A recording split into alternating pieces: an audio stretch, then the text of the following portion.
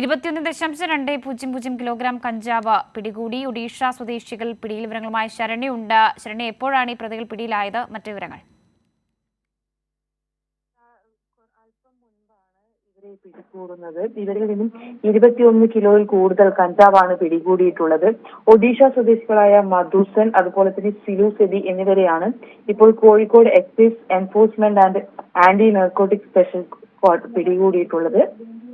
ഇവർക്ക് രഹസ്യ വിവരം കിട്ടിയതിനെ തുടർന്നുള്ള നിരീക്ഷണത്തിലാണ് കഴിഞ്ഞ രണ്ട് മൂന്ന് മാസങ്ങളായി ഇവരെ നിരീക്ഷിച്ചു വരികയായിരുന്നു.